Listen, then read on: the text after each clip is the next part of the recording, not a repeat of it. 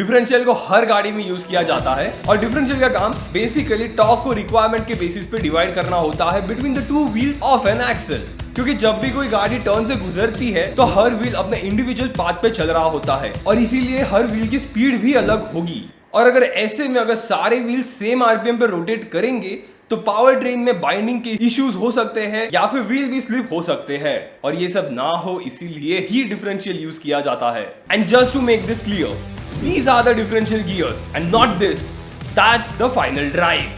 अब मैं डिफरेंशियल के बारे में ज्यादा नहीं कहूंगा बिकॉज मैंने ऑलरेडी उसके बारे में अपने book power train and system in a nutshell में लिखा है।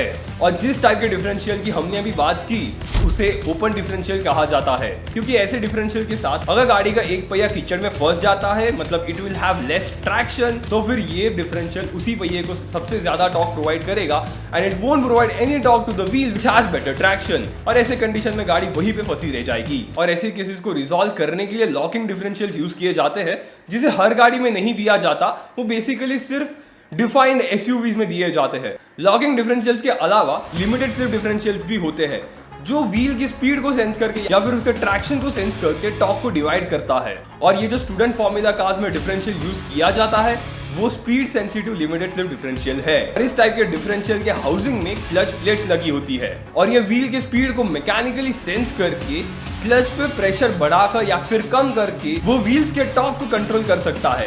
Limited slip differentials are good for student formula cars because during cornering the outside wheel gets heavily loaded due to the weight transfer and the lateral forces which can lead into increased slip angle and thus losing traction. और ऐसे cases में limited slip differential can prevent the outside wheel from losing traction and transmit the torque to the inside wheel to keep the car stable.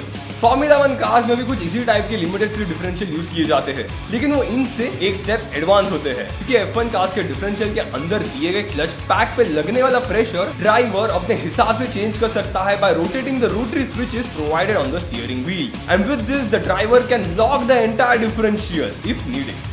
Differential को पूरी तरह से lock करके F1 cars oversteer condition में चलेगी so that वो sharp helping corners में से इजीली और क्विकली टर्न कर सकती है। और जब F1 कार को स्मूथ कॉर्नर्स में से तेजी से चलाना हो तो ड्राइवर डिफरेंशियल के प्रेशर को कम करके उसे सॉर्ट ऑफ ओपन डिफरेंशियल की कैपेबिलिटीज दे सकता है and the car will go quickly through smooth corners. And you can see in this video that Lewis Hamilton is changing the differential pressure while performing his qualifying lap. अब driver के steering wheel के input के basis पर differential के दोनों clutch PACS पे equally pressure apply होगा। अब जो कंस्ट्रक्शन मैंने इस वीडियो में बताया है that's a simplified version of F1 cars differential because F1 cars actual differential is much more compact and they use spur gears instead of bevel gears to create difference in torque between two wheels of the axle and the clutch packs are provided between them. लेकिन कुछ इसी तरह का differential कोनिग्सेग ने अपनी नई गाड़ी जमेरा में इंप्लीमेंट किया है जिसके बारे में आपको सीखना है then you should read electric vehicles in a nutshell. अब कोनिग्सेग जमेरा की तरह ही फॉर्मूला 1 कार्स भी हाइब्रिड कार्स होते हैं लेकिन जमेरा में F1 कार्स से भी ज्यादा पावरफुल मोटर यूज की जाती है द डार्क मैटर मोटर। और कोनिग्सेग ने क्लेम किया है कि उनकी डार्क मैटर मोटर में वो रैक्सियल फ्लक्स यूज करते हैं to make it so powerful. और अब आपको भी जानना चाहिए कि ये रैक्सियल फ्लक्स मोटर किस तरह से वर्क करती है by watching this video right now and I will see you guys on next Thursday at 7:30 PM। Piece.